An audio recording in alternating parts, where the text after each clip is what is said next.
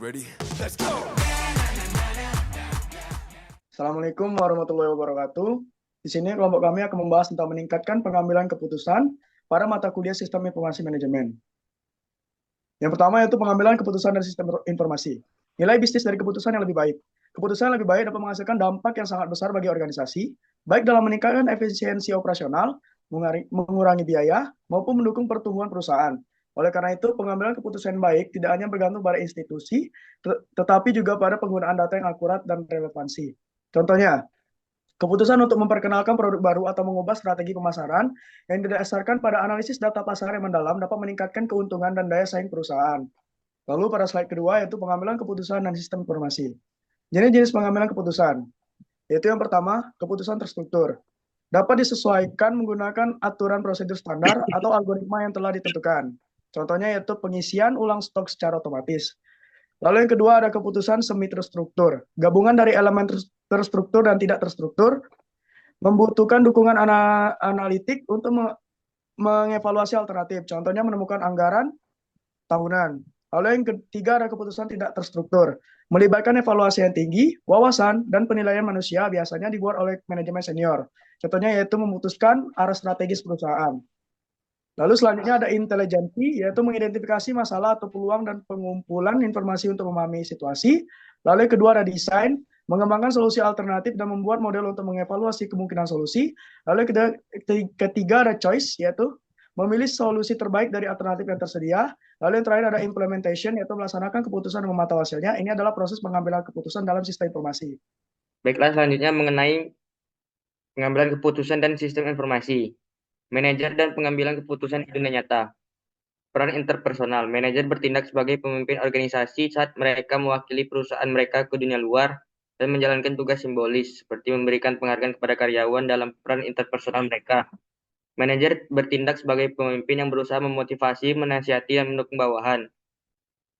Selanjutnya, peran informasional. Dalam peran informasionalnya, manajer bertindak sebagai pusat saraf organisasi mereka, menerima informasi paling konkret dan terkini serta mendistribusikannya kembali kepada mereka yang perlu mengetahuinya. Oleh karena itu, manajer adalah penyebar informasi dan juru bicara bagi organisasi mereka. Ketiga, peran keputusan. Manajer membuat keputusan dalam keputusan mereka. Mereka bertindak sebagai pengusaha dengan memulai jenis kegiatan baru. Mereka menangani gangguan yang timbul dalam organisasi. Mereka mengalokasikan sumber daya kepada anggota staf yang membutuhkannya dan mereka menegosiasikan konflik dan menengahi antar kelompok. Keputusan otomatis berkecepatan tinggi. Pada beberapa jenis keputusan yang sangat terstruktur dan berulang, teknologi dapat digunakan untuk melakukan pengambilan keputusan secara otomatis. Sistem berbasis algoritma dan aturan ini dapat mengambil keputusan dalam waktu yang sangat singkat yang disebut keputusan berkecepatan tinggi. Contohnya dalam perdagangan saham otomatis, sistem komputer dapat melakukan transaksi berdasarkan algoritma yang telah ditentukan tanpa perlu intervensi manusia. Ini memungkinkan eksekusi transaksi dalam hitungan milidetik. Terus selanjutnya,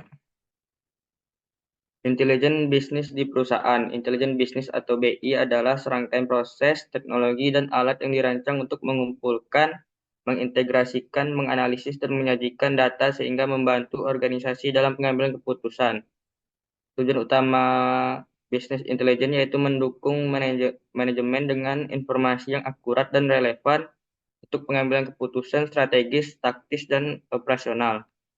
Baiklah, materi selanjutnya yaitu komponen BI. Komponen BI ada data warehouse, alat analitik, dan laporan bisnis.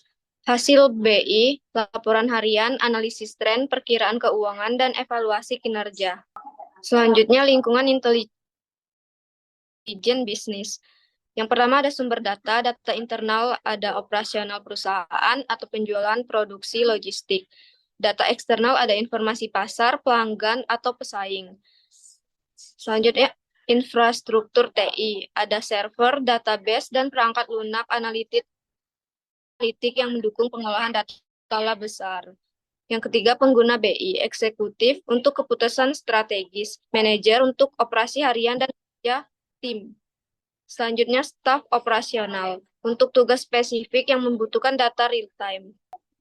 Selanjutnya, kemampuan intelijen bisnis dan analisis ada berbagai kemampuan dan alat yang dapat digunakan untuk analisis data. Yang pertama, production reports. Laporan standar yang memberikan data tentang aktivitas harian seperti penjualan, produksi, atau inventaris. Yang kedua, parameter report. Laporan yang dirancang sesuai kebutuhan pengguna dengan filter tertentu, contohnya laporan penjualan regional. Yang ketiga, ada dashboard dan score record.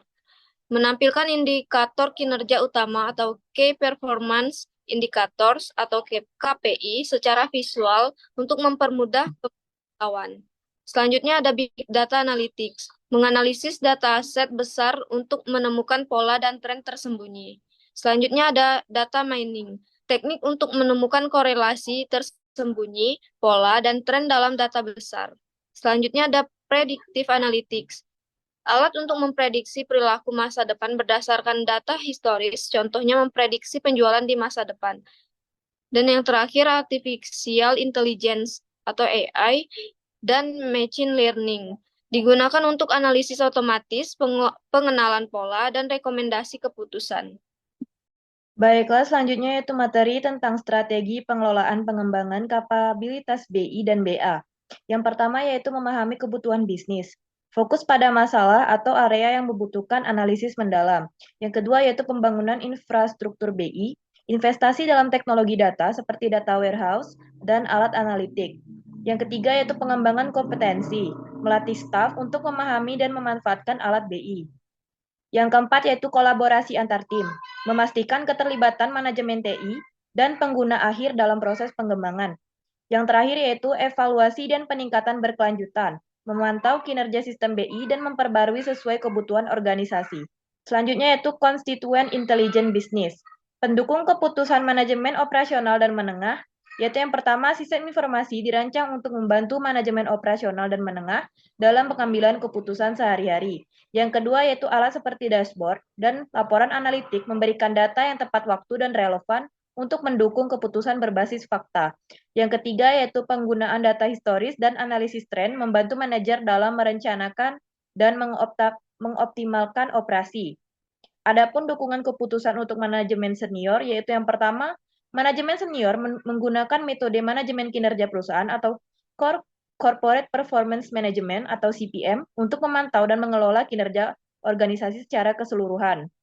Yang kedua yaitu balance scorecard adalah alat penting yang membantu manajemen senior dalam mengintegrasikan berbagai perspektif seperti keuangan, pelanggan, proses internal, dan pembelajaran dan pertumbuhan untuk mengevaluasi kinerja dan menyelaraskan tujuan strategis dengan tindakan operasional. Yang ketiga yaitu pendekatan ini memungkinkan pemantauan yang lebih menyeluruh terhadap pencapaian tujuan organisasi. Selanjutnya yaitu sistem pendukung keputusan kelompok GDSS. GDSS adalah alat yang digunakan untuk memfasilitasi pengambilan keputusan dalam kelompok, memungkinkan kolaborasi yang lebih efektif di antara anggota tim. Sistem ini menyediakan platform untuk berbagi informasi, ide, dan umpan balik secara real-time, meningkatkan interaksi dan efisiensi dalam proses pengambilan keputusan. GDSS membantu dalam mengurangi bias kelompok dan meningkatkan kualitas keputusan dengan menyaring dan menganalisis kontribusi dari semua peserta. Elastic goes, they expand and shrink.